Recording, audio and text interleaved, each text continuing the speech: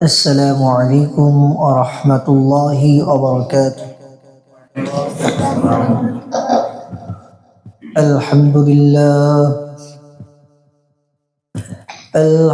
لله وكفى وسلام على عباده الذين اصطفى.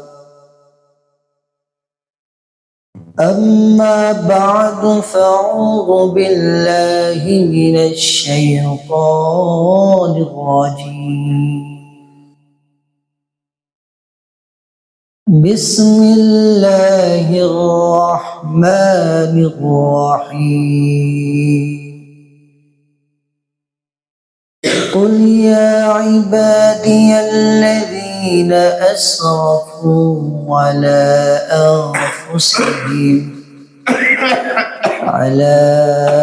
أنفسهم لا تقنطوا من رحمة الله إن الله يغفر الذنوب جميعا إنه هو الغفور الرحيم. وقال رسول الله صلى الله تعالى عليه وسلم إن في الجسد مضغة إذا صلحت صلح جسد كله وإذا فسدت فسد الجسد كله ألا وهي القلب. সকলে দুরূদ শরীফ পড়ি। اللهم صل على محمد وعلى آل محمد كما صليت على إبراهيم وعلى آل إبراهيم إنك حميد مجيد. اللهم بارك على محمد وعلى آل محمد كما باركت على إبراهيم وعلى آل إبراهيم إنك حميد مجيد.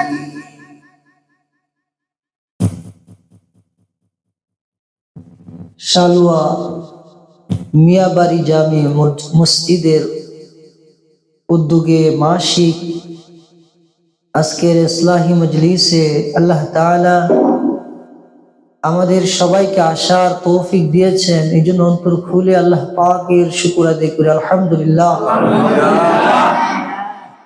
আপনারা সামনে এসে বলেন, সবাই দেখি, দেখলে চেহারাটা ভালো লাগে, এদিকে এসে বলেন, দূরে দূরে হয় না,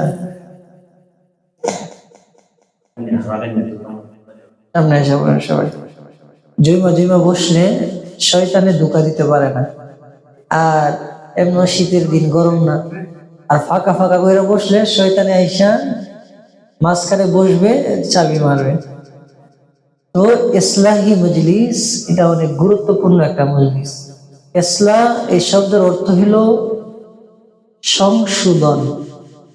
ইসলাহ শব্দের অর্থ কি? সংশোধন, নিজেকে শুদ্ধ করা, পরিশুদ্ধ করা, আত্মশুদ্ধি করা। ইসলাহি মজলিস বলা হয় যে মজলিসে গেলে নিজের আত্মশুদ্ধি হয়। আমি আপনাদের সামনে আল্লাহ রাসূল সাল্লাল্লাহু আলাইহি ওয়াসাল্লামের হাদিস থেকে একটা হাদিস পাঠ করেছি। এই হাদিসের মধ্যে আল্লাহ তাআলা রাসূল মানুষের ইসলাহের ব্যাপারে আলোচনা করেছেন, কিভাবে ইসলাহ করতে হবে, কিভাবে আত্মশুদ্ধি করতে হবে, এবং ইসলাহের জন্য মূল বিষয়টা কি, আসলে মানুষ কাকে বলে। এই যে আমাদের দেহ আছে, এই দেহটাই কি মানুষ, নাকি মানুষের কোরআন সুন্নাহ আল্লাহ এবং আল্লাহ রসুলের ভাষায় মানুষের কোনো সংজ্ঞা আছে? এটা জানা দরকার না? শুধু দেহ আছে, হাত পা কান, পঞ্চ ইন্দ্রিয় আছে, এর নামই কি মানুষ? নাকি অন্য আরেকটা জিনিস দরকার, অন্য কোনো জিনিস দরকার? পুরাপুরি মানুষ হওয়ার জন্য কি দরকার? এগুলো আল্লাহ তাআলা কোরআনে বলেছেন এবং আল্লাহ রাসূল সাল্লাল্লাহু আলাইহি ওয়াসাল্লাম হাদিসে কারীমার মধ্যে ব্যাখ্যা করেছেন। আর সৃষ্টিগত ভাবে আমরা মানুষ, আমাদের ইসলাম কিভাবে হবে, এই ইসলামের জন্য, আত্মশুদ্ধির জন্য ইসলাহি মজলিস অনেক গুরুত্বপূর্ণ একটা বিষয়, যে এখানে মানুষের দিলের কি অসুস্থতা এ বিষয়ে আলোচনা হবে। আমাদের জ্বর আসলে, ঠান্ডা লাগলে, কাশি হলে, ডায়াবেটিস হলে আমরা কোথায় যাই? ডাক্তারের কাছে। এটা হলো মানুষ দুইটা জিনিসের সমন্বয়। একটা হলো বাহ্যিক দেহ, আরেকটা হলো রূহ। দেহের সম্পর্ক মাটির সাথে, দেহের সম্পর্ক কাশের সাথে, কিসের সাথে? আর রূহের সম্পর্ক হলো উর্ধ্ব জগতের সাথে, আল্লাহ তাআলার সাথে। দেহের সম্পর্ক কিসের সাথে? মাটির সাথে। রূহের সম্পর্ক কিসের সাথে? ইয়াসআলুনাকা আনির রূহ। মক্কার কাফেররা আল্লাহ রাসূলকে 3টা প্রশ্ন করছিলেন। বলেছিলেন, আপনি যদি নবী হন, নবীর প্রমাণ দেন। প্রমাণ কি? প্রমাণের জন্য তারা তো আলেম না, মূর্খ, তারা জানে না। তো এই জানার জন্য মদিনাতে গিয়েছে। মদিনার মধ্যে ইহুদি আলেমরা ছিল, পণ্ডিত ছিল। তারা বলল 3টা প্রশ্ন করবা, 3টা প্রশ্নের উত্তর যদি দিতে পারে তাহলে তিনি সত্য নবী, আর 3টা প্রশ্নের উত্তর যদি না দিতে পারে তাহলে তিনি মিথ্যা নবী। নাম্বার 1, তারা প্রশ্ন করেছিল রূহ কি জিনিস? রূহ কি জিনিস? আপনি যদি সত্য নবী হন তাহলে বলেন রূহ কি জিনিস। 2 নম্বর প্রশ্ন করেছে, আপনি যদি সত্য নবী হন বলেন আসহাবে কাহাফের ঘটনা কি। 3 নম্বর প্রশ্ন করেছে, আপনি যদি সত্য নবী হন তাহলে বলেন পৃথিবীর মধ্যে একজন আদল ইনসাফগার বাদশা ছিলেন, যিনি পুরা পৃথিবী ভ্রমণ করেছেন, ওই বাদশার নাম কি। এই যে রূহ, ইয়াসআলুনাকা আনির রূহ, এই রূহের জবাবটা আল্লাহ তাআলা 15 পারার প্রথম সূরা, সূরা বনি ইসরাইলের মধ্যে দিয়েছে। যেহেতু এরা বনি ইসরাইল ইহুদি, এদের নামে আল্লাহ তাআলা 15 পারার প্রথম পৃষ্ঠাতেই একটা সূরা নাযিল করছে। এই সূরার নাম হলো কি? সূরাতুল বনি ইসরাইল। এই সূরার মধ্যে এদেরকে আল্লাহ তাআলা জবাব দিয়েছেন, ইয়াসআলুনাকা আনির রূহ। আল্লাহ বলছে, পয়গম্বর, এই ইহুদিরা আপনাকে রূহ বিষয়ে প্রশ্ন করে, আপনি বলেন কুলি রূহ আমরি মির রব্বি। রূহ হলো আল্লাহর একটা হুকুমের নাম। এটার আকার আকৃতি নাই, এটা দিয়ে বোঝানো যাবে না যে রূহ এটা কি, এটা বোঝানো যাবে না। রূহ হলো আল্লাহ তাআলার একটা কি হুকুম, হুকুমের নামই কি? রূহ। এর আবার বিস্তারিত মারিফতের লাইনে, ইসলাহের লাইনে গভীর আলোচনা আছে। এটা করলে আপনারা বুঝবেন না। এটা যখন আত্মশুদ্ধি হবে, আল্লাহ ওয়ালাদের কাছে আসা যাওয়া বেশি হবে, তখন একটু একটু বুঝে আসবে। যেহেতু ইসলাহি মজলিস নতুন নতুন চালু হয়েছে, ওই বিষয়ে প্রথমেই আলা তক্কা গেলে কিছু বুঝবেন না। তো এই যে রূহ, এই রূহের সম্পর্ক কিসের সাথে? আল্লাহর সাথে, উর্ধ্ব জগতের সাথে। আর দেহের সম্পর্ক নিচের সাথে, মাটির সাথে। দেহের অসুস্থতা হলো জ্বর, ঠান্ডা, কাশি, ডায়াবেটিস, আরো কত রোগ আছে। যত রোগ আছে এই সবগুলো হলো দেহের অসুস্থতা। আমাদের দেহ যদি অসুস্থ হয় আমরা ডাক্তারের জন্য পাগল হয়ে যাই, পাগলপুর যাই, ভৈরব যাই, পাগলপুর না হলে ঢাকা যাই, ঢাকা না হইলে সিঙ্গাপুর যাই, মালয়েশিয়া যাই, ভারত যাই। এটা হলো দেহের অসুস্থতা। দেহের অসুস্থতাকে সারানোর জন্য আমি পৃথিবীর যে কোনো প্রান্তে যাওয়ার জন্য প্রস্তুত। দেহটা আমার একদিন মাটির সাথে মিশে যাবে, এটার কোনো কাজে আসবে না, আল্লাহর কাছে কোনো কাজে আসবে না। দেহ মাটির সাথে মিশে যাবে। আমার যে আসল আছে রূহ, এই রূহের অসুস্থতা আছে। রূহের অসুস্থতা হলো অহংকার, রূহের অসুস্থতা হলো তাকাব্বুর, রূহের অসুস্থতা হলো গীবত, রূহের অসুস্থতা হলো নিজেকে বড় মনে করা, রূহের অসুস্থতা হলো গুনার মধ্যে লিপ্ত থাকা, 24 ঘন্টা গুনাহের মধ্যে লিপ্ত থাকা। এগুলো হলো রূহের অসুস্থতা। রূহের অসুস্থতা আমাদের সকলেই আছে, কিন্তু এটা ডাক্তার দেখানোর জন্য আমরা ঘর থেকে মসজিদে আইতেও রাজি নেই। ঠিক নাকি? ঠিক। রূহ কিন্তু শেষ হবে না, দেহ শেষ হয়ে যাবে। রূহের খাবার বা আপেল, কমলা, মাল্টা, যত মাটির থেকে উৎপাদিত খাবার সবগুলো হলো দেহের খাবার। এটা খেলে দেহ মোটা তাজা হয়, শক্তিশালী হয়, দেহের মধ্যে জোয়ানি আসে, যৌবন আসে।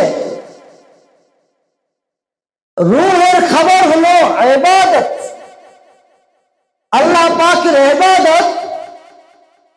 রূহের খাবার যদি থাকে বান্দার ঈমান তাজা থাকবে। রূহের খাবার থাকবে না, ঈমান মরে যাবে।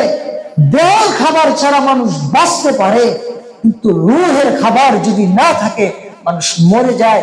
মরে যাওয়ার থেকে আর ভালো। দেহের খাবার না হলে আপনি মরে গেলেন, জান্নাতে যাবেন, কিন্তু রূহের খাবার যদি আপনি না খাওয়ান মরে যাওয়ার সাথে সাথে জাহান্নামে যেতে হবে। নাউজুবিল্লাহ বলেন। তাহলে আমরা সবাই কথাগুলো আগে ভূমিকা স্বরূপ সাজায় গুজায় নিতেছি, যাতে বুঝেন। কথাগুলো বুঝতেছেন আপনারা? দেহের খাবারের জন্য সবাই পেরেশান, ব্যবসা করতেছে, বিজনেস করতেছে, বিদেশ যাচ্ছে, বিভিন্ন ভাবে মেহনত। 24 ঘন্টা থেকে আল্লাহর বান্দা 24 ঘন্টাই দেহের খাবারের জন্য মেহনত করতেছে। অথচ আল্লাহ পাক বলেন, ও বান্দা, ইয়াওমা লা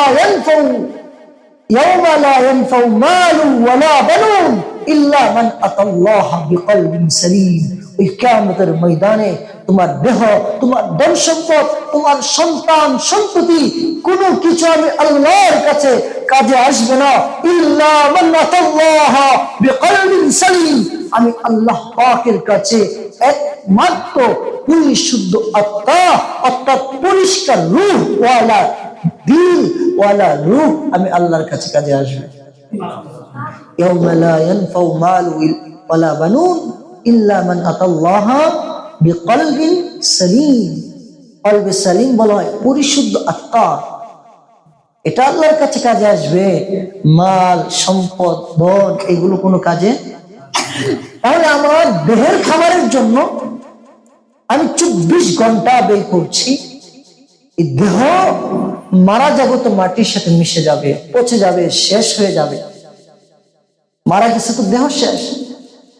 40 দিন 120 দিন যাওয়ার পর মাটির সাথে সব মিশে যায়, কিন্তু এই রূহ যেটা কোনোদিন শেষ হবে না, যার উপর আযাব হবে, শাস্তি হবে, যদি সে নেক হয় জান্নাতে যাবে, এই রূহের খাবার খোরাকের জন্য আমরা কতটুকু মেহনত করছি।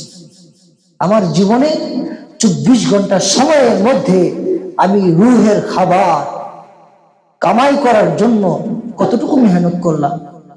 মেরে মুহতারাম ভাই, দোস্ত, বুজুর্গ, এই যে আমার ভিতরে আল্লাহ পাক রূহ দিয়েছেন, এই রূহকে ঠিক করার জন্য আমি আল্লাহ ওয়ালার কাছে কয়দিন গেছি। একজন আল্লাহ ওয়ালার সোহবতে আমি কতদিন গেছি। তার কাছে গিয়া আমি নিজের ইসলাহ করছি, নিজের সংশোধন করছি।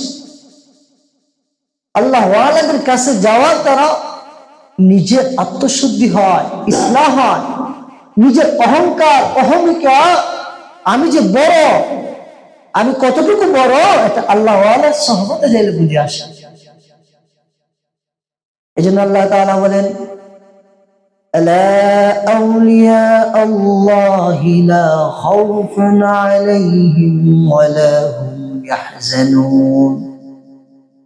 ও পৃথিবীবাসীরা, দুনিয়ার মধ্যে যত মানুষ আছে, ওই মানুষদের মধ্যে থেকে যারা আমি আল্লাহ পাকের ওলি হবে, আলা আউলিয়া আল্লাহি লা খাউফুন আলাইহিম ওয়া লা হুম ইয়াহজানুন।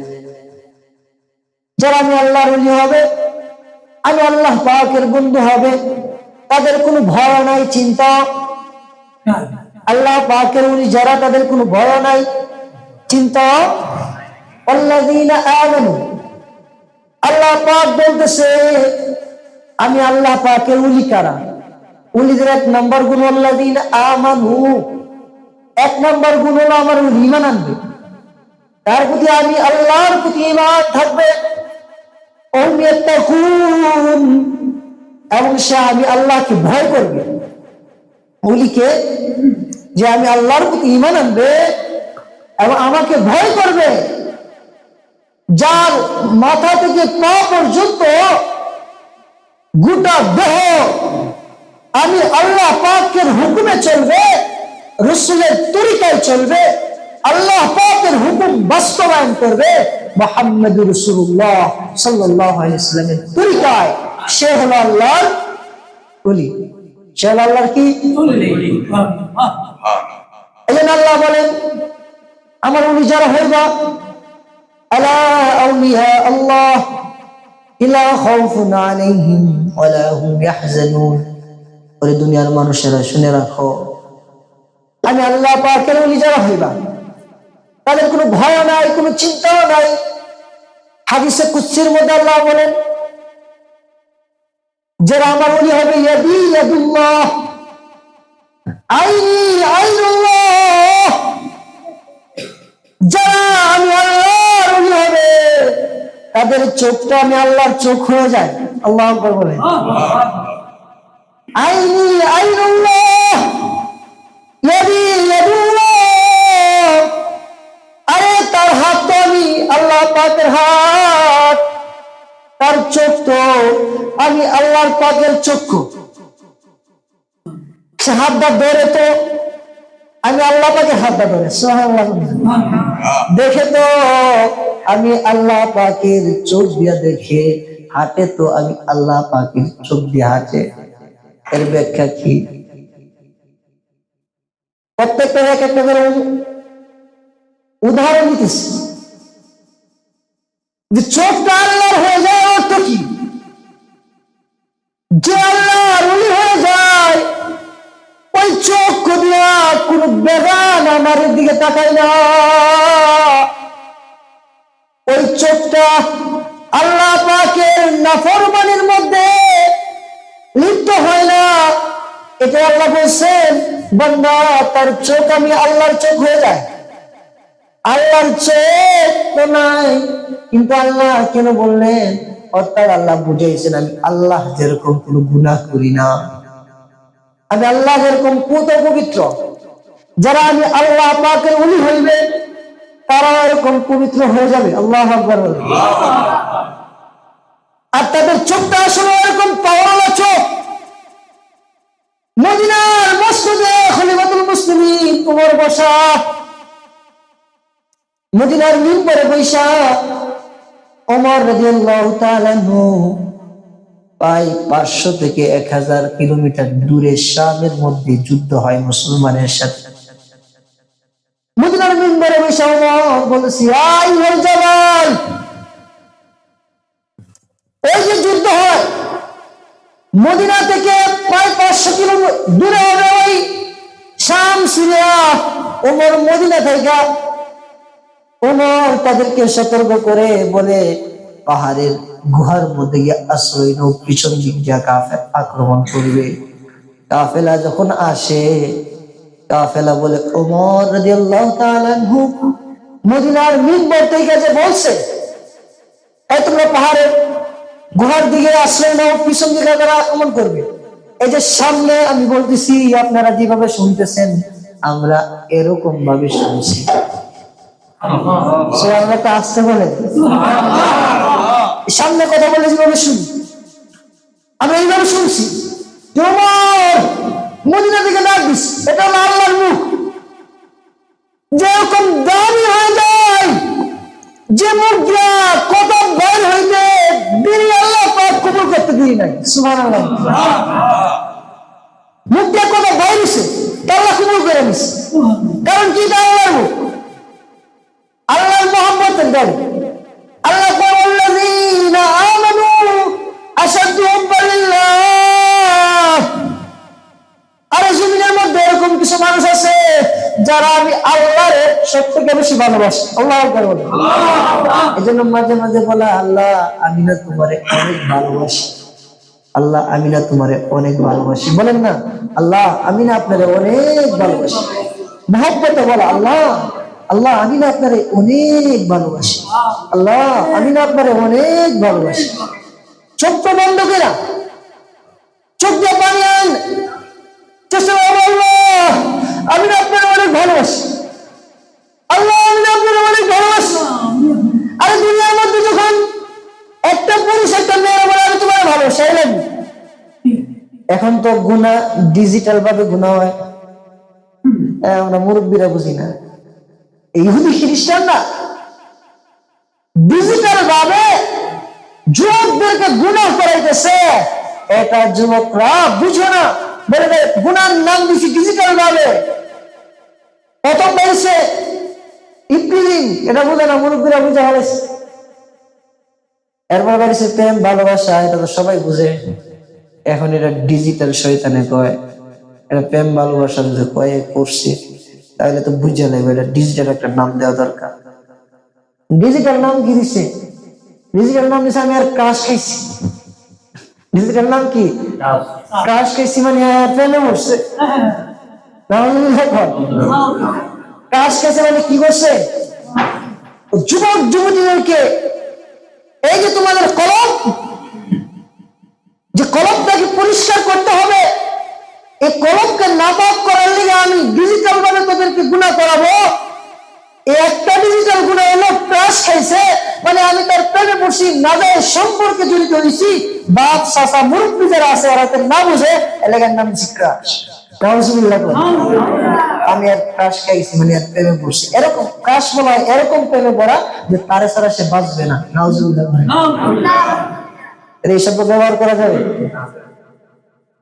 যুবকরা বলে আমি এরকম গায়িকার ক্রাশ, ক্রাশ খায় বাস খায়, পরে দে ফাঁস। ক্রাশ খায় খাইছি বাস, পরে গেছি ফাঁস। সমাজের অধিকাংশ এই যে সুন্দরী মেয়েদের খাই যুবক পেছনে ঘুরো না, এটা হলে তোমার টেরার লিগে ঘুরবো।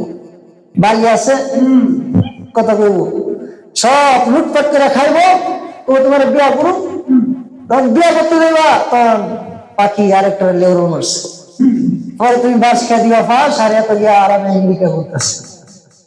এর নাম হলো কাশ। এর নাম কি? এই শয়তান বলে ডিজিটাল ভাবে তোমাদেরকে গুনাহ করাবো, তোমরা বুঝবা না। আল্লাহ ওয়ালাদের কাছে যাইলে বুঝবা, আল্লাহ ওয়ালাদের তখন তোমরা বুঝলা এই একটা গুনাহ। আরেকটা গুনাহ যেটা আজকে রাত্রে হবে। আজকে কয় তারিখ? এটার নাম কি? Happy new year 31st night day নাকি? আজকে রাত্রে হবে 12টার পরে। ইংরেজি মাসের প্রথম নাম কি? জানুয়ারি। জানুয়ারি শব্দটা মূলত জানুস শব্দ থেকে আসছে। পৃথিবীর মধ্যে বর্তমানে যে ক্যালেন্ডার চলে এটাকে বলা হয় গ্রেগরি ক্যালেন্ডার। গ্রেগরি মানে পোপ গ্রেগর 1882 সনে যে ক্যালেন্ডার খ্রিস্টাব্দের উপরে রিসার্চ করছে। আগে ছিল জুলিয়াস ক্যালেন্ডার। জানুয়ারি জানুস ইহুদিদের একটা দেবতার নাম, যার মাথা হলো দুইটা। মাথা কয়টা? একটা পিছনে একটা সামনে। শয়তান কর ডিজিটাল ভাবে চালায়, তারা গুনাহ করে তারা বুঝলো কম দামে খেলাটা কিনো বুঝতো না। যদি বলি জানুস নামক দেবতাকে তোমরা পূজা করো, মুসলমানের সন্তান করবে না। কারণ মুসলমানের সন্তান যেরকমই হোক আল্লাহ ছাড়া কারোর সামনে মাথা নত করতে পারে। যত কিছু হোক তার ভিতরে ঈমান তো আছে। এই ঈমানের কারণে সে আল্লাহ ছাড়া অন্য কারো কাছে মাথা নত করতে পারে না। এজন্য মুসলিমের সন্তান, মুসলমানের সন্তান এবং গাঞ্জা খায়, হিরণ খায়, ইয়াবা খায়, তারপরে যদি তার সামনে আল্লাহ এবং রাসূলের বিরুদ্ধে কথা বলা হয়, সে তার বিরুদ্ধে ডাইরেক্ট অ্যাকশন নেয়। ঠিক নাই?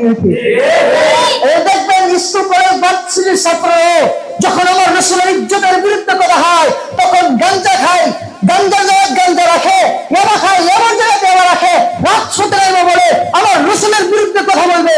আমি বলে টিকতে পারি? এটা হলো রাসূলের প্রতি, ইসলামের প্রতি মুসলমানের ভালোবাসা। এটা আল্লাহ প্রদত্ত একটা নিয়ামত, বিশেষ করে বাংলাদেশের মানুষের প্রতি, যে তারা যাই করুক, অপকর্ম খারাপ কাজ যাই করুক, কিন্তু ইসলামের উপর, কোরআনের উপর, মাদ্রাসার উপর, রাসূলের উপর আক্রমণ আসলে তারা মানতে পারে। এখন যদি এরা একটা বাঙালিরা রে তোরা জানুস নামক দেবতারে পূজা কর, এরা তো লাত্তি খাইছ নিয়ে একটা লাত্তি তুমি সাফা ভেঙে না গ্রামের ভাষা দিই না উষ্টামের একটা ফাড়াই না পুনবন্ধ করবো। কারণ আমাদের মাথা নত হবে কার কাছে? জুড়ে বলেন কার কাছে? কার সামনে নত হবে? এখন বলে ডিজিটাল ভাবে তারা গুনাহ করে এটার নাম দিলাম happy new year 31st night day দিলাম। খ্রিস্টানরা জানুস নামক দেবতার পিছনের দিক দিয়ে আজকে এখন থেকে পূজা শুরু হয়েছে। পিছনের দিক দিয়ে রাত 12টা বাজে আগ পর্যন্ত তারা তাদের বিশ্বাস যে দেবতা তাদের গত বছর অর্থাৎ 2024 সালে যা হয়েছে সবগুলো দেবতার কাছে চাওয়ার কারণে মাফ করে দিবে, নাউজুবিল্লাহ করে। এবং 12টা বাজার 1 মিনিট হওয়ার সাথে সাথে সামনের মুখে আসা 25 সালের জন্য তারা দোয়া করে যে 25 সাল যেন সারা বছর ভালো চলে। এটা তাদের আকীদা, আমাদের বিশ্বাস। আমাদের ভালো মন্দের মালিক কে? আল্লাহ। তুমি জানুস নামক দেবতা করতে পারবে? হুয়াল্লাহু আহাদ আল্লাহুস সামাদ লাম ইয়ালিদ ওয়া লাম ইউলাদ ওয়া লাম ইয়াকুল লাহু কুফুয়ান আহাদ। মুসলমানের জান যেতে পারে, মুসলমানের দেহ সব যেতে পারে, মুসলমান আল্লাহর সাথে কাউকে শরীক করতে পারে। এজন্য বেলাল হাবশিকে যখন মক্কার কাফেররা বেলাল হাবশিকে বলে, রে বেলাল যদি তুই ঈমান না ছাড়ো তাহলে তোমাকে হত্যা করব। বেলাল বলে, হত্যা কেন? আমার জান যাইতে পারে, আমাকে কুটি কাছা করতে পারো, আমি বেলাল এক মুহূর্তের জন্য ঈমান ছাড়তে রাজি নাই। বেলালের মালিক উমাইয়া সে বেলালকে আঘাত করতে করতে মরুভূমির মধ্যে শোয়া দেয়। বেলালকে রক্তের মধ্যে শোয়া বেলাল কেন হাবশি বলে আহাদ আহাদ। ওই কাফেররা বলে, বেলাল আহাদ আহাদ কবি তো তোর শাস্তি বেড়ে দেবে। বেলালের বুকে পাথর মারে, বেলাল বলে আল্লাহ। বেলালের হাতে পায়ে পাথর মারে, বেলাল বলে আল্লাহ। বেলালকে মরুভূমির মধ্যে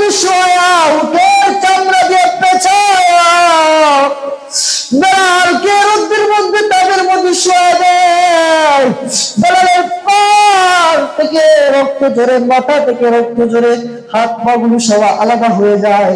বেলাল বলে, আহাদ আহাদ, আমার আল্লাহ ছাড়া আর কারোর সাথে আমি আল্লাহর সাথে আর কাউকে শরীক করতে পারি না। তার ইমান রক্ষা করবে, তার জান যাবে তো ইমান ছাড়বে না। মুসলমান তো এরকম জাতি, তার জান যাবে তো ইমান ছাড়বে না। এই জন্য তারা কি করে, যে তাদেরকে ডিজিটাল ভাবে গুনাহ করাইতে হবে। নাম দিলাম 31 নাইটে, এর নাম দিলাম হ্যাপি নিউ ইয়ার, তাহলে মুসলমানের সন্তান বুঝবে না রাত 12টা বাজে আর গানের আওয়াজ চলে বলি, যে রাত 12টার পরে গান বাজাইবো মনে করবেন এরা গীত বলেন। জানুস নামক দেবতার পূজা হলো। এজন্য প্রত্যেকটা মহল্লায় যারা দায়িত্বশীল আছেন সাবধান হতে হবে, আমার সন্তান যেন হ্যাপি নিউ ইয়ারের দিন 31 নাইটে এগুলো আমার সন্তান পালন না করে, আমার সন্তান আল্লাহকে সিজদা দিয়ে আল্লাহর ইবাদতের মাধ্যমে বছর শুরু করবে, আল্লাহর ইবাদতের মাধ্যমে বছর শেষ করবে। এজন্য আল্লাহ বলেন, وَلَقَدْ ذَرَأْنَا لِجَهَنَّمَ كَثِيرًا مِنَ الْجِنِّ وَالْإِنسِ। রব বলেন, আমি আল্লাহ জাহান্নামকে অনেক মানুষ এবং জিনদের জন্য আমি আল্লাহ জাহান্নামকে তৈরি করেছি। নাউজুবিল্লাহ। কোন প্রকার মানুষ? তাদের গুণ আল্লাহ বলেছে, وَلَقَدْ ذَرَأْنَا لِجَهَنَّمَ كَثِيرًا مِنَ الْجِنِّ وَالْإِنسِ। আমি আল্লাহ অধিকাংশ মানুষের জন্য জাহান্নাম প্রস্তুত করেছি, জিনদের জন্য জাহান্নাম প্রস্তুত করেছি। লাহুম কুলুবুন লা ইয়াফকাহুনা বিহা। এক নম্বর, আমি আল্লাহ তাদেরকে কলব দিছি, কলব দিয়ে তারা বুঝে না। আমি আল্লাহ যে তাদেরকে কলব দিছি, আমি আল্লাহ কলব দিয়ে বলছি বান্দা, ওই কলবের মধ্যে আমি আল্লাহর মহব্বত ঢুকা, কিন্তু এই কলবের মধ্যে সে বেগানা বেহায়া নারীর মহব্বত ঢুকাইছে, এই জন্য সে জাহান্নামে যাবে। নাউজুবিল্লাহ। ওয়ালাহুম আযানুন লা ইয়াসমাউনা বিহা। যারা জাহান্নামে যাবে, 2 নম্বর গুণ আল্লাহ বলেন, আযানুন লা ইয়াসমাউনা বিহা। আযান মানে কান, আমি আল্লাহ তাদেরকে কান দিয়েছি, কান দিয়ে তারা শুনে না। এর অর্থ কি? এর অর্থ কি যে কান দিছে, এই আমরা যে শুনতেছি, আমরা শুনতেছি, এর অর্থ এই না।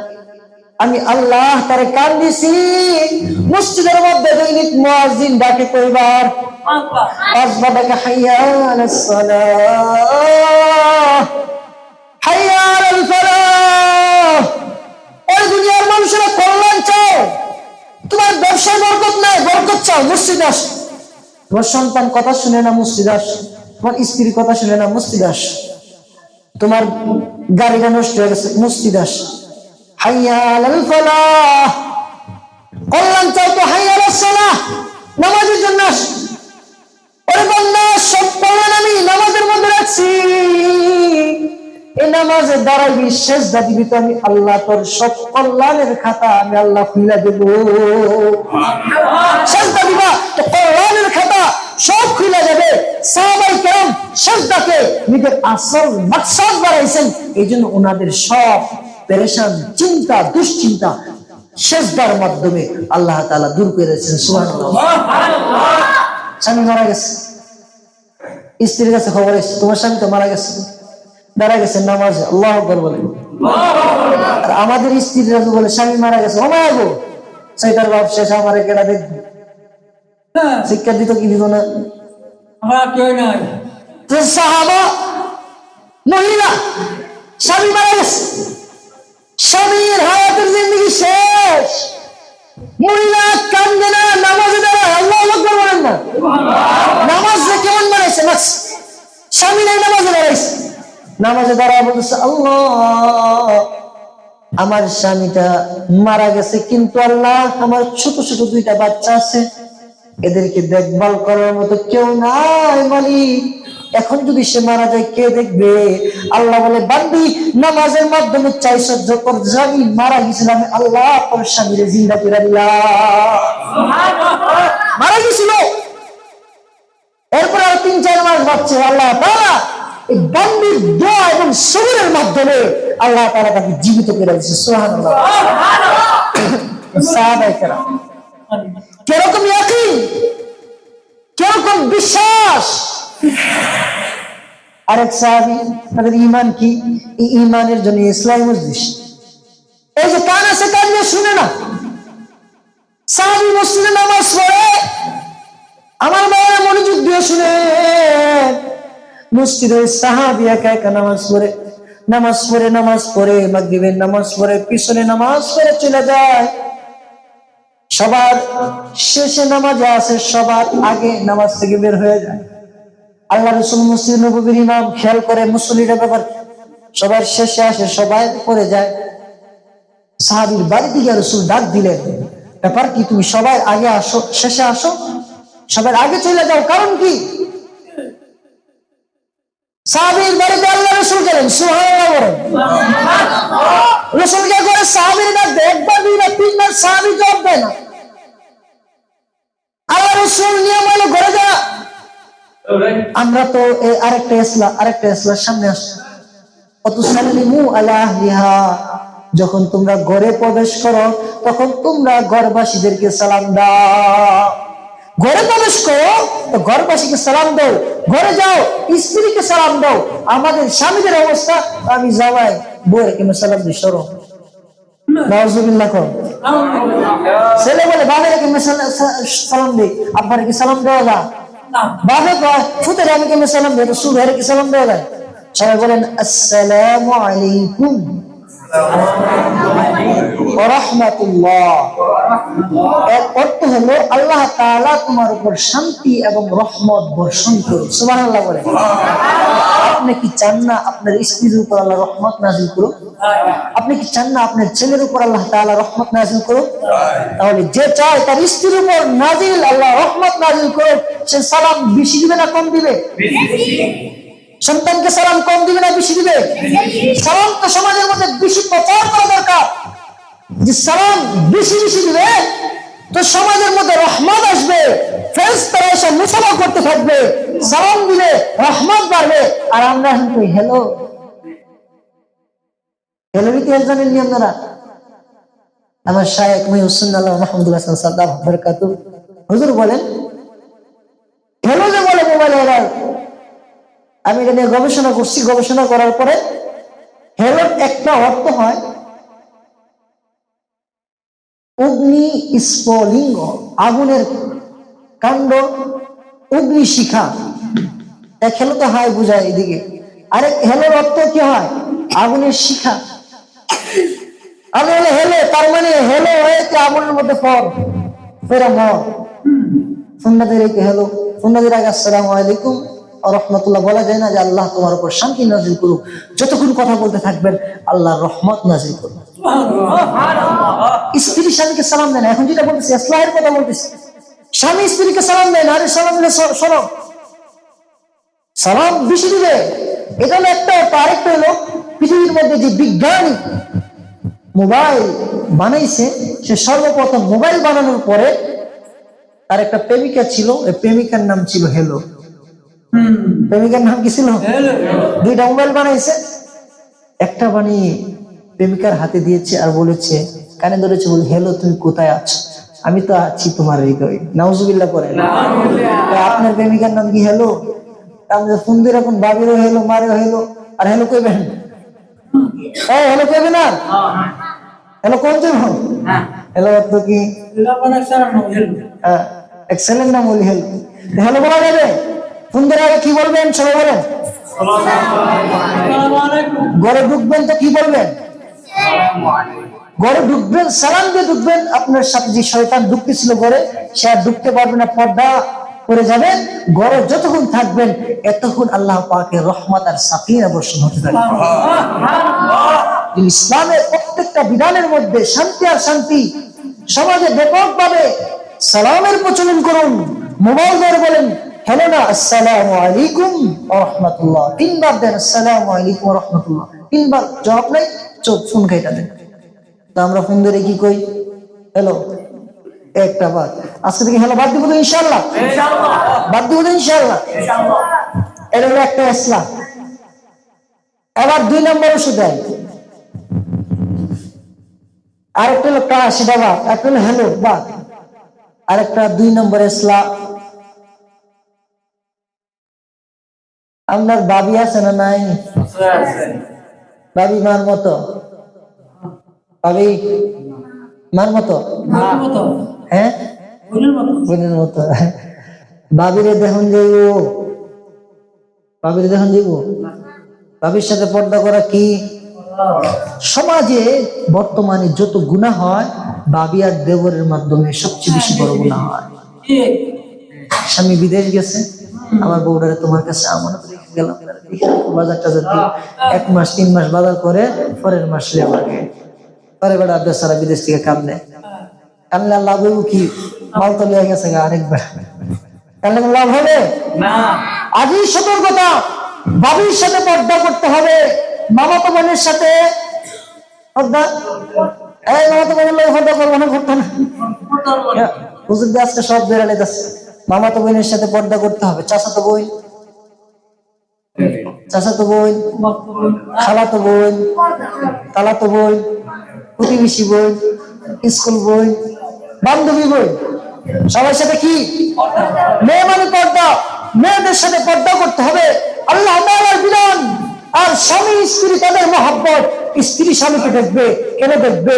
স্ত্রীকে স্বামী আল্লাহ তাআলা নিয়ামত দান করেছেন, স্বামী স্ত্রীর পাল চাবে তো নেকি, স্ত্রী স্বামীর পাল চাবে তো নেকি, স্বামী স্ত্রী মুস্কে হাসি দিবে তো নেকি, স্বামী স্ত্রীকে খাওয়াই দিবে তো নেকি, প্রত্যেকটা কাজে নেকি। আর বহানা নারীর দিকে তাকাবে তো গুনাহ, কবিরা গুনাহ, একটা গুনাহ জাহান্নামে যাওয়ার জন্য যথেষ্ট। এইভাবে আমরা গুনার মধ্যে জর্জরিত। এই গুনাহ থেকে মাফ হওয়ার জন্য আল্লাহ তাআলা কোরআনে একটা মেডিসিন দিয়েছে। গুনাহ থেকে মাফ পাওয়ার জন্য আল্লাহ তাআলা কোরআনে একটা মেডিসিন দিয়েছে। কোরআনে কি দিয়েছে? একটা মেডিসিন দিয়েছে। এই মেডিসিনটার কথা বলুন। আর আমাদের দুশমনটা কারা? আমাদের দুশমনকে শয়তান একটা নফস আছে, 2 দুশমন। এই শয়তানকে মারার লেগে 2টা অস্ত্র দিন। এক কথা বলে না, শয়তানের মারার কয়টা অস্ত্র? 2টা অস্ত্র। আর তওবা করার লেগে আরেকটা হলো আল্লাহর সাথে সম্পর্ক করার একটা মাধ্যম নিয়ম কয়টা? 3টা। শয়তানে যে আপনাদের ধোঁকা দেবে, এই শয়তানকে মারবেন, মারার লেগে দিয়ান একটা লাঠি লেজের মতো ইনশাআল্লাহ। আজকে সবাই এই যুবকেরা কথা বলে নিয়ে যাবেন নাকি? কারে মারার লাঠি? শয়তানের মারা লাঠি দিয়া কাজ না হলে মুগুর দিয়া, লাঠি মুগুর মনে থাকবো। শয়তানের মারার অস্ত্র বলা 1 নম্বর কি? 2 নম্বর। 3 নম্বর হলো শয়তান যে আপনারে আহত করে রাখছে, আপনাকে জর্জরিত করে ফেলেছে, রক্তাক্ত করে ফেলেছে, গুনার সাগরে হাবুডুবু খায়া আপনার জিন্দেগিকে শেষ করে ফেলেছে। আল্লাহ রাসূল যে বলেছেন, ইন্না ফিল জাসাদি মুদগা ইযা সালাহাত সালাহা জাসাদু কুল্লু, নিশ্চয় মানুষের শরীরে একটা গোশতের টুকরা আছে, যদি এই গোশতের টুকরাটা পাক হয়ে যায় তাহলে তার সমস্ত শরীর পাক হয়ে যায়। ইযা ফাসাদাত ফাসাদাল জাসাদু কুল্লু, আর এই গোশতের টুকরাটা যদি নাপাক হয়ে যায় সমস্ত শরীর নাপাক হয়ে যায়। সরকার বলেন, আল্লাহ থামো থামো, হযরত বলছেন আল্লাহ জানো এটা কি? ওয়াহিয়াল কলব, এই গোশতের টুকরাটার নাম হলো কলব। এই কলবকে নাপাক করে রয়েছে, এই নাপাক কলবকে পরিষ্কার করার জন্য সম্পর্ক কার সাথে দরকার? আল্লাহর সাথে। এজন্য আল্লাহর সাথে সম্পর্ক করতে হবে। আল্লাহর সাথে সম্পর্ক করার মাধ্যম দরকার আছে।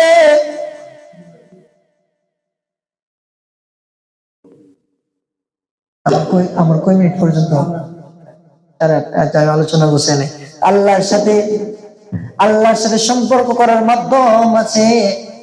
তো আল্লাহর সাথে আমি যাব, আল্লাহর সাথে আমার সম্পর্ক করব, আল্লাহর সাথে আমি বন্ধু করব। আমার বন্ধুকে সবাই বলে, আমার বন্ধুকে সবাই আমাদের চান, আমার বন্ধুকে দুশমনকে শয়তান। আমি আমার বন্ধু আল্লাহর দিকে রওনা হব, আল্লাহর বাড়িতে যাব। আল্লাহর বাড়িতে যাওয়ার আগে ওই শয়তান নামক দুশমন আমার পথে বাধা হয়ে দাঁড়ায় আছে। এই শয়তানকে তাড়ানোর জন্য আমি আল্লাহকে ডাক দেব, বলবো আল্লাহ তোমার বাড়িতে আসতে চাই, কিন্তু এই শয়তান তো আমার বাধা দেয়। আল্লাহ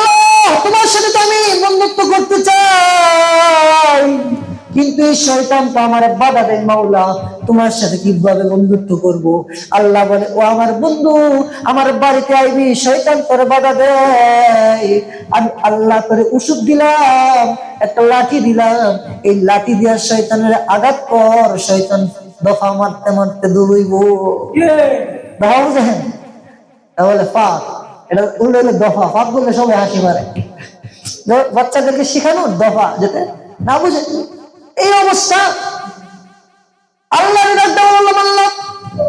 শয়তানকে দাঁড়াইতে চায়, শয়তানকে আঘাত করতে চাই, ওষুধ কি? আল্লাহ বলে, বান্দা শয়তান যখন তোকে আঘাত করবে, আমি আল্লাহ তোর একটা লাঠি দিলাম। সবাই আমার সাথে হয়তো বলেন, আউযু বিল্লাহি মিনাশ শাইতানির রাজিম। সুবহানাল্লাহ পড়ে। আমরা পারি কি পারি না? আউযু বিল্লাহি মিনাশ শাইতানির রাজিম। এর অর্থ আল্লাহ তোমার সাথে তো আমার বন্ধুত্ব, আল্লাহ তোমার বাড়িতে কুত্তা গুলো এসে, আল্লাহ তোমার কুত্তারে তুমি হারাও, আমি তোমার সাথে দেখা করবো। সুবহানাল্লাহ। আমি আশ্রয় চাই আল্লাহর কাছে বিতাড়িত শয়তান থেকে। আল্লাহ তোমার কাছে আশ্রয় চাই, শয়তানের সরাও। গুনাহ হয়ে গেছে তো কি করবেন? আউযু বিল্লাহি মিনাশ শাইতানির রাজিম। ও আল্লাহ আপনার কাছে পানা চাই। আল্লাহ বলে, বান্দা আমার রহমতের দরজা দিয়ে আমি আল্লাহ তোরে আটকে রাখলাম। এখন গুনাহ যত হবে তত বেশি কি করবো? আউযু বিল্লাহ পড়বো। এটাকে বলে তাউস। তাউস, আউযু বিল্লাহ। বেশি বেশি এটা পড়া। গুনাহ হয়েছে তো আউযু বিল্লাহ পড়া। এরপর বড় শয়তানের দোষ। পারেন না, গুনাহ আরো বেশি করেন, আরো বেশি করে। আল্লাহ বলে, বান্দা আমি আল্লাহর কাছে আশ্রয় চাই। আল্লাহর ডাক দিল, আল্লাহ তোমার সাথে তো আমার সম্পর্ক, সম্পর্ক কার সাথে? চিল্লায়ে বলেন, হাত তুলে, সম্পর্ক কার সাথে? আল্লাহ বললেন, আল্লাহ তোমার সাথে তো আমার বন্ধুত্ব। ওগো মালিক তুমি বলো তোমার সাথে কিভাবে সম্পর্ক কায়েম করবো? শয়তান তো নামাজ পড়তে দেয় না, শয়তান রোজা রাখতে দেয় না, শয়তান হজ করতে দেয় না। আল্লাহ তোমার সাথে কিভাবে বন্ধুত্ব করব? আল্লাহ বলে, বান্দা শয়তান যদি তোকে এত ধোঁকা দেয়, আউযু বিল্লাহ লাঠি দিয়ে তার আঘাত কর। এটা দিয়ে যদি কাজ না হয় তাহলে মুগুর দিলাম। মুগুর কি? আল্লাহ বলে, বেশি বেশি বল, লা হাওলা ওয়ালা কুওয়াতা ইল্লা বিল্লাহ। পারবে আমরা সবাই?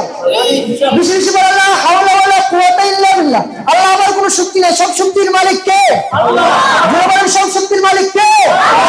আল্লাহ। তুমি সব শক্তির মালিক, আমার কোনো শক্তি নেই। আল্লাহ তুমি আমাকে হেফাজত করো। গুনাহ হয়ে গেছে তো আউযু বিল্লাহ করব, লা হাওলা করব, বেশি বেশি করব। হেফাজত করবেন কে? আল্লাহ। হেফাজত করবেন কে? আল্লাহ করে, বান্দা আমি আল্লাহ তোরে হেফাজত করব। এখন কথা হইলো, এই শয়তান নামের কুত্তা যে তোরে পিছনে, কুত্তার স্বভাব দেখবেন, গেউ গেউ করে লাঠি দিয়া যখন আমি পিছনে যায়, আবার একটু চা দে গেছেন, গুস্তটা খাওয়া যাইব কিনা, এটা কুত্তা। এই শয়তানের পিছনে গিয়ে আবার একটু চা। এই শয়তান যে আপনাকে জখম করে ফেলাইছে, আপনার শরীরকে আহত করে ফেলাইছে, এখন আল্লাহর সাথে বন্ধুত্ব করবেন। আল্লাহকে ডাকতে বলেন, আল্লাহ তোমার সাথে বন্ধুত্ব করতে চাই। মালিক ডাকতে বলে, বন্ধু তুমি চিন্তা করো না, আলা আউলিয়া আল্লাহি লা খাউফুন আলাইহিম ওয়ালা হুম ইয়াহজানুন। যারা আমি আল্লাহর বন্ধু হয় তাদের কি নাই? কোনো ভয় নাই, চিন্তা নাই।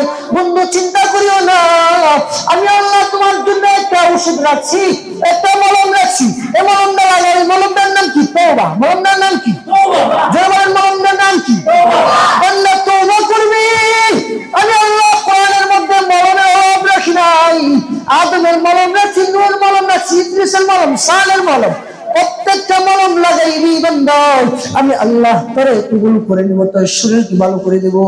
ভালো কইরা আমি আল্লাহ তোরে, আমি আল্লাহর বন্ধু বানায় নেব। আল্লাহর বন্ধু কে কে হইতে চায়? হাত একটু দেখে আল্লাহ নারাজেন সবাই, হাত হাত তুলেন সবাই। কে কে আল্লাহর বন্ধু হইতে চায়? আল্লাহু আকবার। আল্লাহু আকবার। আল্লাহ আমরা সবাই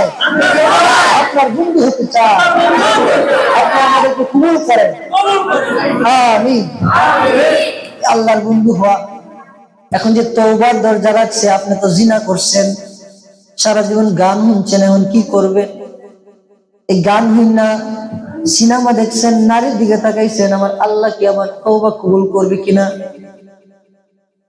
এজন্য আমি যে করছি, আল্লাহ বলে কুলিয়া ইলাদিয়াল্লাযিনা আসরাফু আলা আনফুসিহিম, ও আমার বান্দারা, কুলিয়া ইলাদিয়াল্লাযিনা আসরাফু, ওরে আমার বান্দারা, আসরাফু আলা আনফুসিহিম, যারা গুনাহ করতে করতে করতে করতে অন্তর কালো হয়ে গেছে, মনে হয় যে আল্লাহ আমারে মাফ করবো না, এরকম হয়ে গেছো, তাদের জন্য আমি আল্লাহ বলতেছি লা তাকনাতু মির রাহমাতিল্লাহ। আল্লাহু আকবার। আমার রহমত থেকে নৈরাশ্য না, আমার রহমত থেকে নৈরাশ্য না, আমি আল্লাহ তোরে মাফ করে দেব। মনের মধ্যে সারা জীবন গান গাইছে, পীরে জঙ্গি নাম, সারা জীবন একটা বাজায়, টুনটুনাটুন একটা বাজায় আর গান গায়। গান গাইতে গাইতে গাইতে গাইতে 40 বছর, 50 বছর, 70 বছর হয়ে গেছে, এখন বুইড়া হয়ে গেছে, এখন আর গান কইলে গানটা এই যে তালটা আসে না। চেহল সালাজ ওমর আজিজশ গুজশ মেজাজে তো আজ হালে তিফলি নগশ।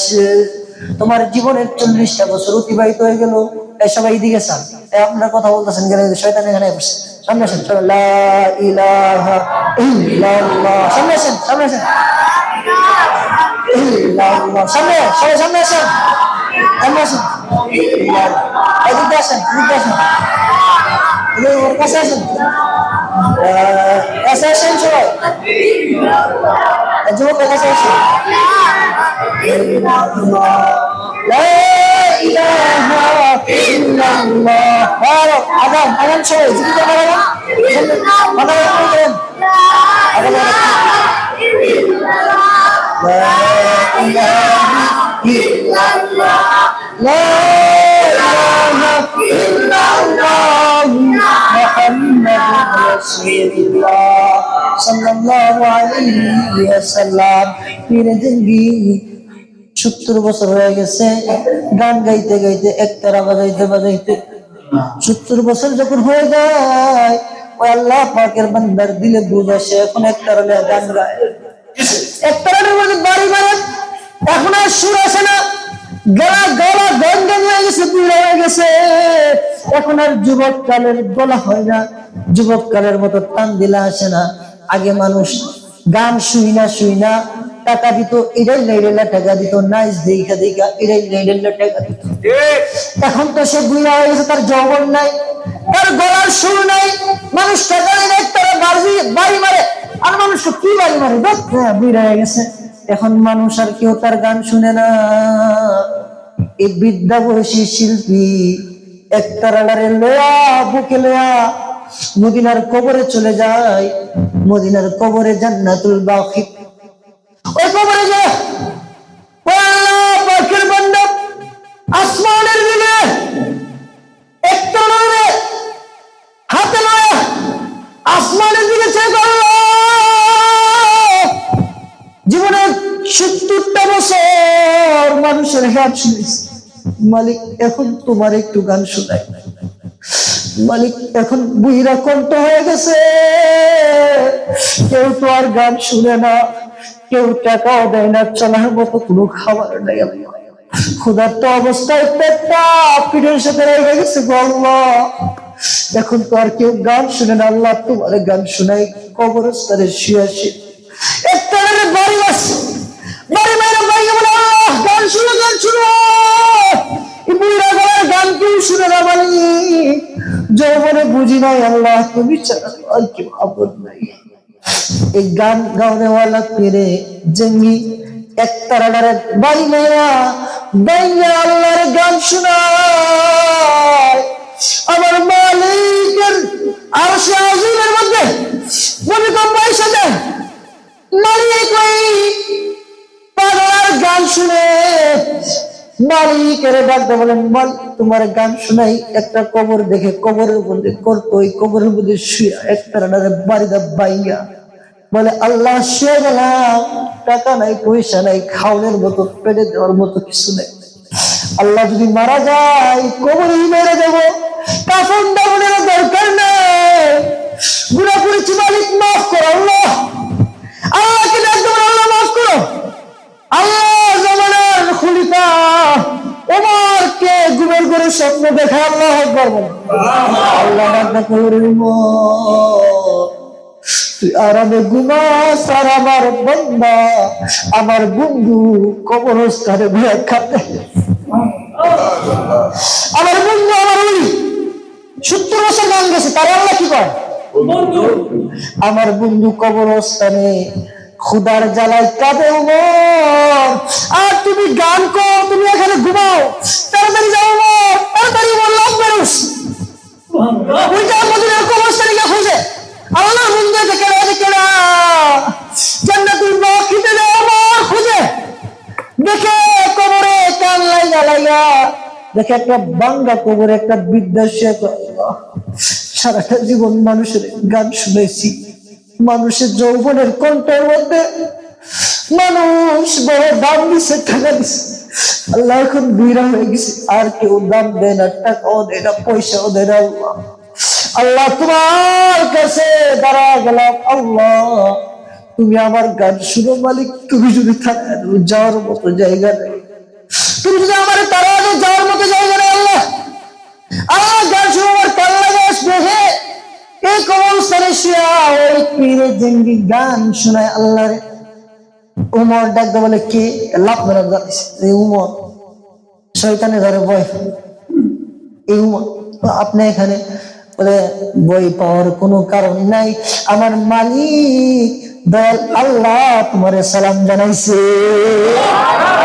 আল্লাহ সালাম গ্রহণ করো, আল্লাহ তোমার সালাম জানাইছে, খাওয়ার পেরেশানি করো না।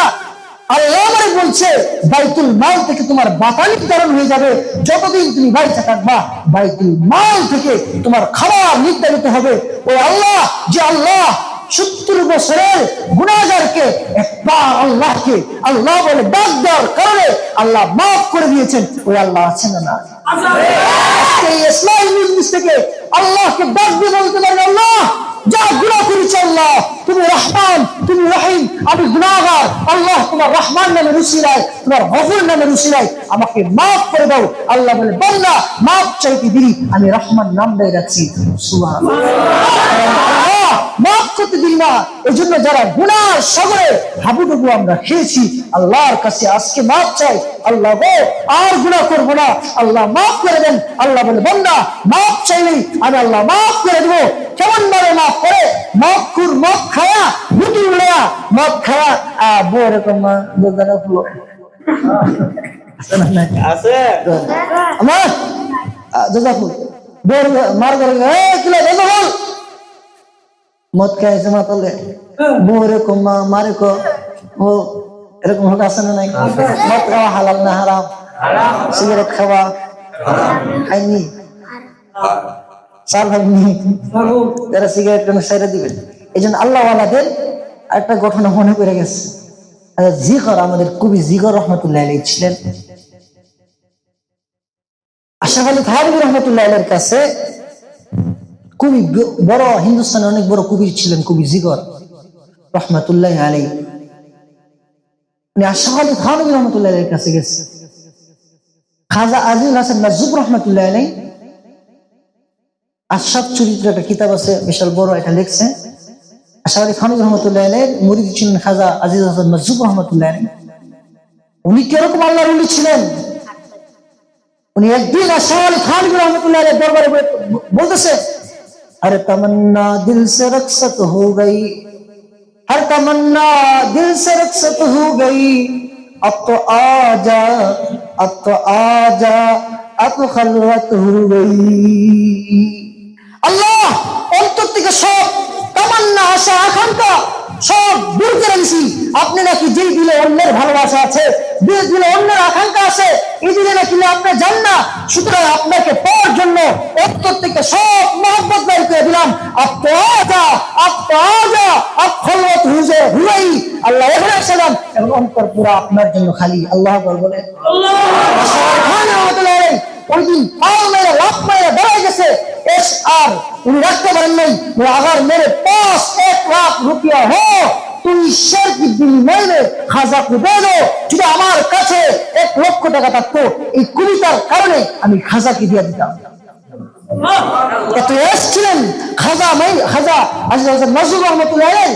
রাস যখন কবরস্থানে নিয়ে যাবে খাটোরা কইরা, কে জানি পিছন থেকে বলতেছে, হর তমন্না দিল সে রকসত হো গই, हर तमन्ना दिल से रक्सत हो गई, अब तो आजा अब खलवत हो गई। জানাজার রাতের মধ্যে কম্পন সৃষ্টি হয়ে গেছে, যে রাত দাঁড়ায় যাবে। পিছন থেকে বলতেছে, কে বলতেছে ঈশ্বর, তাড়াতাড়ি তাও, না তো খাজা আজিজ হাসান মসজিদ তো দাঁড়ায় যাবে। আল্লাহ পাকের এস মহব্বত এরকম ভাবে ঢুকাইছে, মৃত্যুর পরেও সিনা সেট করে রেখে সিনা থেকে আল্লাহ আল্লাহ আল্লাহ শব্দ বলে ঘুরে যাইতে হবে। আমাদের হামিদ জুজুর রহমতুল্লাহ আলাইহি ইন্তেকালের পরে ডাক্তাররা ধরতে পারে না, সিনার মধ্যে দেখে সিনা লড়ে, মুখ লড়ে, কান পাইতে দেখে সিনা থেকে আল্লাহ আল্লাহ আল্লাহ শব্দ আসছে। আল্লাহর সাথে এরকম তাল্লুক লাগাইছে, মারা গেছে, দেহ মারা গেছে, তো রূহ জিন্দা আছে, রূহওয়ালা দিলের মধ্যে আল্লাহ আল্লাহ শব্দ মরার পরে জারি আছে। এই জন্য আমার রূহকে এরকম বানানো, এই আল্লাহ যে বলছি মালু ওয়ালা বানুন ইল্লা মান আতাল্লাহ বিকলবিন সালিম, এই কলব বানানো, আমি মরে যাব কিন্তু আমার কলবটা যেন আল্লাহ আল্লাহ আল্লাহ আল্লাহ আল্লাহ আল্লাহ এরকম ছিলেন। এই যুবক মতমান করতে সবাই ভানুর দরবারে গেছে, উনি শর্ত দিয়েছে যে আমি মদ পান করব, যদি মদ পান করি, মদ পান করতে দেয় তাহলে আমি ওনার বায়াত হব। বললেন ঠিক আছে। আসলে খানির রহমতুল্লাহ বলছে, মদ পান করবা, এখানে খানকা পরিবেশ নষ্ট হবে, আবার বাড়িতে এক জায়গা আছে ওইখানে তুমি পান করবা, এখানে থাকবে। মদ পান করে একটু একটু করে কমায় দেয়, মদ খাইতে খেতে কমে যায়। তো এরকম অবস্থা হয়েছে, উনি চিন্তা করলেন ব্যাপার কি, পিসাপুর এত বড় শাহ আলী থানভী রহমতুল্লাহ আলাইহি, কত বড় আল্লাহর ওলি শাহ আলী থানভী রহমতুল্লাহ, অনেক বড় আল্লাহর ওলি ছিলেন। এদিকে আলোচনা করতে গেলে আর অনেকক্ষণ বুঝে এসে পড়বে। আর শাহ আলী থানভী রহমতুল্লাহ আলাইহি এত বড় আল্লাহর ওলি, উনি আমাকে বলছেন ঠিক আছে মদ খাও, তারপরে তুমি আমার এখানে আসো। মদ ছেড়ে দিচ্ছে, সুবহানাল্লাহ। চিন্তায় মদ ছেড়ে দিচ্ছে। যে যেটা খায়, বাচ্চারা এই বলুন আল্লাহর বান্দারা, যে যেটা খায় দেখবেন সিগারেট খায়, অনেকে বাথরুমে গিয়ে বিড়িটা নেয়। শুনছি একজন হুজুর বাথরুমে গিয়ে সিগারেট একটা টান না দিলে বাথরুমিও না, বলে সারতেছে আর টানতেছে বাবা।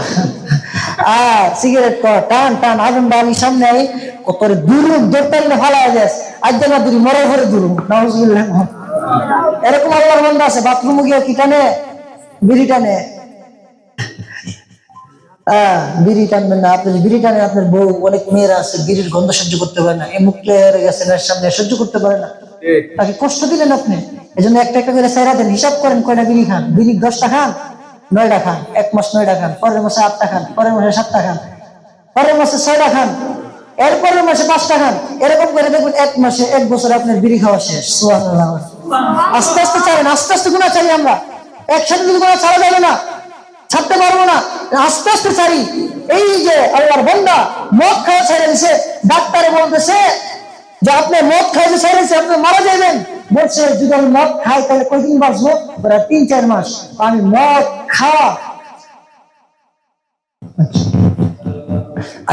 খাওয়া ছাড়তে রাজি নাই। যদি আমি মারা যাই, আমি যদি মদ না খাই মারা যাই, আমি মরতে রাজি, কিন্তু মদ খাইতে রাজি না। আর সবাই থানভীর সহবতে আইসা যে লোকটা বলছে মদ না খাইলে খানকা আসবে না, এখন ওই লোক বলে আমি মারা যাবো তো মদ খাবো না। সুবহানাল্লাহ।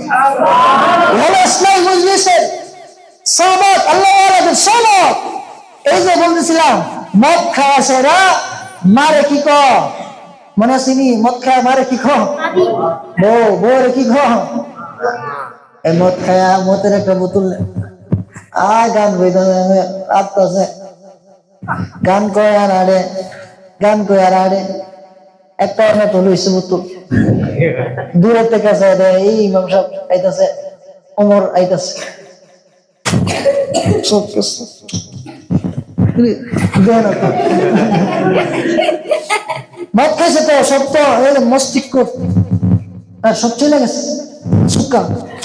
আরে কেডা ডুমান নি সব কেসলা ডক্টরে দেখা সব তো অন্ধ করে গেছে, মানে সব কেসলাইতে কেসলাইতে এরকম ভাবে খাইছে একেবারে মাথা কই কারে না, কেসলাইতে কেসলাইতে একেবারে কাছে বসছে। এখন সাহেবে এমনি সাহেবে আয় হাই এটা তুমি মরু আয় হাই ওয়াসাদ্দিন ফি আমরিল্লাহ ওমর খুতবার মধ্যে খুদি প্রত্যেক জুমার খুতবার মধ্যে বলে আল্লাহর হুকুমের ব্যাপারে যে ওমর বড় কঠিন, ওয়াসাদ্দিন ফি আমরিল্লাহ ওমর ওমর নিজের সন্তানকে ছাড়ে না। কিরকম ওমর সন্তান একটা খাবার ছিল খেজুর দুধ দিয়ে ভিজায়া রাত্রে খাইলে, ওই খেজুরটা খাইলে সকালে খাইলে শক্তি হয়, দুধ দিয়ে ভিজায় খাইলে 3-4 দিন রাখলে মত হয়ে যায়, মানে নিশা বাবা এসে যায়।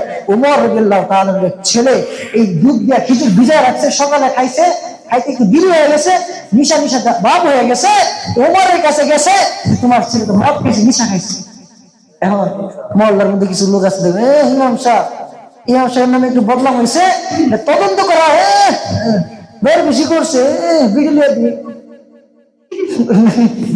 বাদ দিদি কি তোর বেশিটা করছি সি সি সি আরে ওইগুলো একদম বেশি তদন্ত আর করে না, ইমাম সাহেব করছে কি করছে না, ঠিক নাকি বেটি? বালা মানুষ কিছু করলে আর তদন্ত করার দরকার নাই, মদ খাইলাম মেডেল হই। কারণ এতদিনে আমরা বিরুদ্ধে গেছে, সিগারেটের বিরুদ্ধে গেছে, সুদের বিরুদ্ধে গেছে, ঘুষের বিরুদ্ধে গেছে, সুযোগ পাইছে একটা কিনে আইলো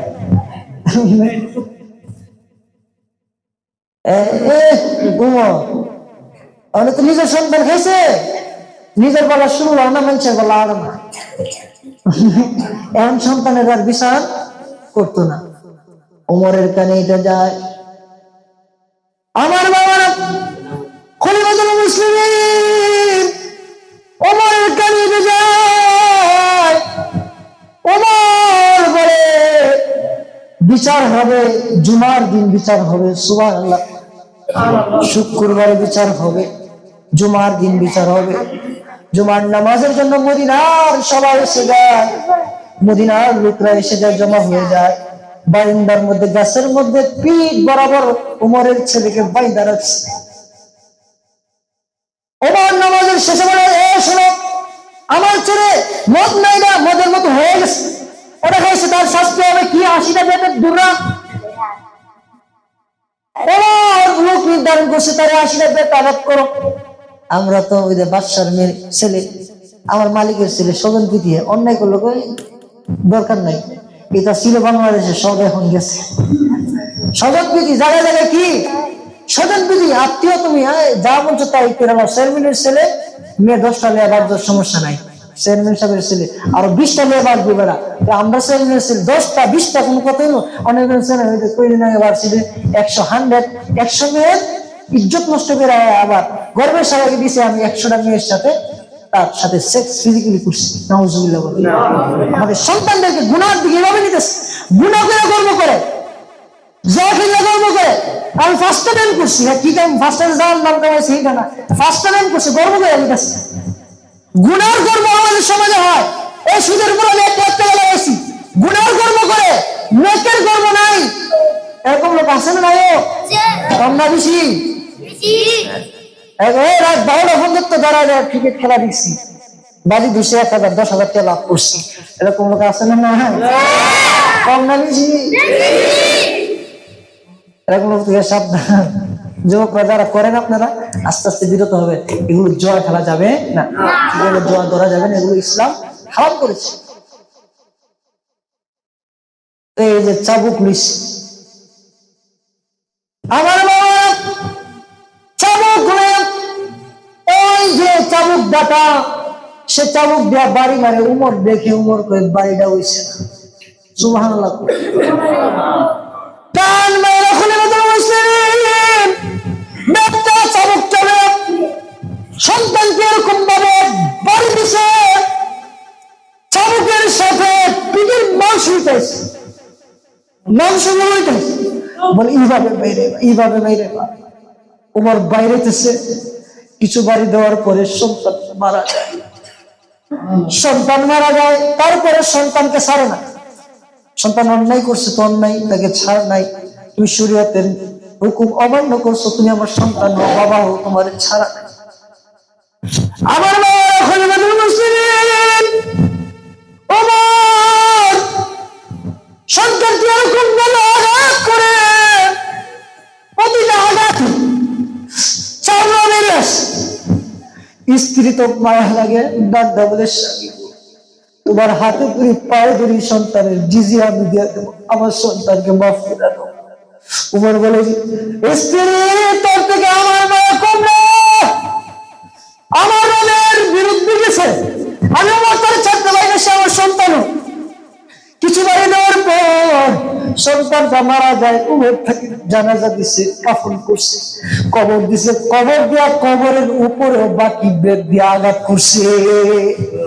এটা অসাধ্য আমি আল্লাহর হুকুমের ব্যাপারে উপরে তো কঠিন ছিল।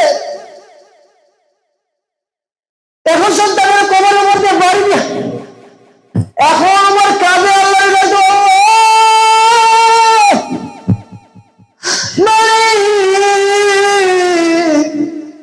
আমি আমার খলিফা, আমার দায়িত্ব আমার সন্তান নেশা জাতীয় দ্রব্য পান করছে, আমার দায়িত্ব ছিল তাকে 80 দুরা মারার। আল্লাহ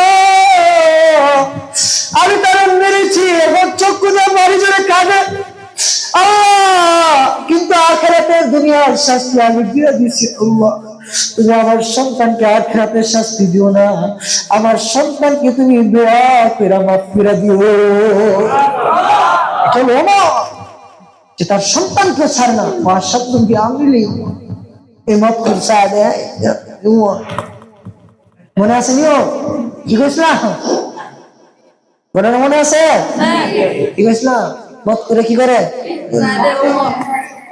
মানে কাছে বলছে সাদ হাই হাই দি উমরই কি কইবা কে প্লাস হুজুর হুজুর কিছু না এম একটা এই তো বগলে নিছে কি, বগলে নিছে কি মদের বোতল ঠান্ডা নিছে। এই বলতে কি হুজুর দুধ দুধ দুধ ইয়া হুজুর দুধ, এই মদের বোতল। উমর বোতলটা উপরে তুইলা দেখে টাটকা এক বোতল দুধ। জুড়ে বলেন সুবহানাল্লাহ। মদের বোতলকে দুধে রূপান্তরিত করলেন কে? সে আল্লাহর সাথে বাপ জমাইছে। ডাক্তার বলছে আল্লাহ 1 মিনিট একটা কাম করে গেছে, আল্লাহ সারা জীবন মদ খাইছি, সারা জীবন জিনাবি বিচার করছি, আল্লাহ গো উমরের হাত থেকে বাঁচা দেও, তওবা করলাম আর জীবনে মদ খাবো না। আল্লাহ বলে বান্দা যা তোর বাঁচা দিলাম, মদের বোতলের দুধ বলছ যা, না আল্লাহ দুধ পারে না। আল্লাহ আছে না নাই? গুনাহ করছি, আল্লাহরে ডাক দিয়ে আজকে বলতে পারবো আল্লাহ আর গুনাহ করবো না, আল্লাহ মাফ করে দেন। আল্লাহ বলবে বান্দা আমি তোরে মাফ করে দিলাম। এজন্য খাঁটি দিলে আল্লাহর কাছে তওবা করতে হবে। যখন আমি তওবা করবো আল্লাহ তাআলা আমাকে মাফ করে দিবেন, আল্লাহর কাছে কান্নাকাটি করতে হবে। এই জন্য আল্লাহ নৈকট্য প্রাপ্ত হওয়ার জন্য যে মাধ্যমটা বেশি বেশি করে তওবা করা, গভীর রজনীতে উঠা আল্লাহর কাছে কান্নাকাটি করা। গুনাহ হয়ে গেছে তো কান্নাকাটি করা, গুনাহ হয়ে গেছে তো কান্নাকাটি করা, গুনাহ হয়ে গেছে বেশি বেশি নামাজ পড়া, জিকির আজগার করা। আর আমরা তো গুনাহ হয়েছে একের বুক খুলে রে তোরা জানো আমি এটা করছি, এরকম লোক আছে না? নাই সুদ খা, পুরো এলাকার সুদ দিছে, এই জানাস না আমি সুদ খোর, 1 কোটি টাকা সুদ দিছি জানো আমি, এরকম নেতা আছে না? নাই সবাই শুনে। এই গুনাহ হয়ে গেছে তো তওবা করেন, আল্লাহর কাছে মাফ চান। মদিনার ঘটনা, আল্লাহ রাসূল সাল্লাল্লাহু আলাইহি সাল্লাম যুদ্ধের ময়দানে যাবেন। কোথায় যাবেন? এই যুবকরা যুদ্ধ করতে প্রস্তুত আছো তো? ইনশাআল্লাহ। রাসূলের বিরুদ্ধে কথা হলে যুদ্ধ চলবে না? চলবে না? মুসলমান ইমানদার, মুসলমানের শরীরে রক্ত থাকতে যে নাস্তিক মুরতাদ রাসূলের ইজ্জতের বিরুদ্ধে কথা বলবে, রাসূলের বিরুদ্ধে কটূক্তি করবে, মুসলমান যুবকরা তাদের তাজা রক্ত দিয়ে দেখায় দিবে, মান সাব্বা নবিয়ান ফাকতুলু, যে আমার রাসূলের ইজ্জতের বিরুদ্ধে কথা বলবে, যে আমার রাসূলের ইজ্জতের উপর আঘাত করবে, তাকে হত্যা না করে আমি মুসলমান করে ফিরতে পারি না। মুসলমানদের যুবকদের রক্ত গরম এরকম হতে হবে, রাসূলের ব্যাপারে কাউকে ছাড় দেওয়া, ইসলামের ব্যাপারে কাউকে ছাড় দেওয়া, চাই সে প্রধানমন্ত্রী হোক, রাষ্ট্রপতি হোক, এমপি হোক, চেয়ারম্যান হোক, সে যাই হোক, আমার বাবা হোক, রাসূলের বিরুদ্ধে কথা বলবে, আমি তাকে এক মুহূর্তের জন্য ছাড় দিতে রাজি না। মুনাফিকদের সর্দার উবাই ইবনে সালুল, সে যখন মুনাফিকি করছিল, আল্লাহ রাসূলের কাছে তার সন্তান ছিল খাঁটি মুসলমান, সে এসে বলছে, ইয়া রাসূলুল্লাহ, আপনি আমাকে বলেন আমার বাবার কল্লা এনে আপনার পায়ের নিচে রাখবো, যে মুনাফিক আপনার বিরুদ্ধে মুনাফিকি করে আমি তাকে জমিনে থাকতে দেব না। মুসলমানদের ইমানি পাওয়ার, মুসলমান তার রাসূলের বিরুদ্ধে কথা বলবে, মুসলমান সহ্য করতে পারে না। এরকম ইমামউদ্দিন নামে এক কাঠ মিস্ত্রি ছিল দিল্লির মধ্যে, নাস্তিক যখন লঙ্গিলা রাসূল নামের কিতাব লিখেছিল, এই কাঠ মিস্ত্রি প্রতিজ্ঞা করেছে আমার রাসূলের বিরুদ্ধে যে কথা বলেছে, কটূক্তি করেছে, তাকে হত্যা না করে আমি ঘরে ফিরব না। সে বের হয়েছে, তাকে হত্যা করেছে, হত্যা করে ঘরে ফিরেছে, তাকে জেল জুলুম নির্যাতন করা হয়েছে, বলেছে তুমি বলো আমি যখন তাকে হত্যা করেছি তখন আমার মাথার চেস্টিক ছিল না, সে বলে না, আমি তাকে সজ্ঞানে সশরীরে হত্যা করেছি। আল্লাহু আকবার বলে। ওই সময় যারা বড় বড় আলেমরা ছিলেন, ওনারা বলছেন তুমি শুধু এই কথাটা বলবা যে আমি মাতার সেন্স ঠিক ছিল না, তাকে হত্যা করছি, তাহলে বাকিরা আমরা বুঝে নিব। সে বলে না, আমি সশরীরে সজ্ঞানে জ্ঞান থাকা অবস্থায় তাকে হত্যা করেছি। আমি দুনিয়ার ফাঁসির কাস্টে জুলাকে ভয় করি না, মুসলমান ফাঁসির কাস্টে জুলাকে ভয় করে না। মুসলমানের মতামত হবে তার সামনে, তার সামনে নত হবে, মুক্তির সামনে, কোন প্রধানমন্ত্রীর সামনে, কোন এমপির সামনে, কোন মিনিস্টারের সামনে মুসলমানের মাথা কারো সামনে নত হতে পারে না। এই যে সে বললো আমি আল্লাহর সামনে মাথা নত করেছি, যে আমার রাসূলের বিরুদ্ধে কথা বলেছে, মান সাব্বা নবিয়ান ফাকতুলু, যে আমার রাসূলের ইজ্জতের বিরুদ্ধে কথা বলেছে হত্যা করবো। সে বাড়িতে আসলেন, বললেন যে তুমি বলো আমি সজ্ঞানে বলি নাই, তখন ওই ব্যক্তি বললেন না না না, হাসি গায়ে হয়ে গেল। সে বলে আমার রাসূল বলেছে ইমামউদ্দিন যে আস, আমি রাসূল তোর জন্য অপেক্ষা করতেছি, তাড়াতাড়ি আয়, আমি রাসূল মেহমানদারি জান্নাতি তোর জন্য করতেছি।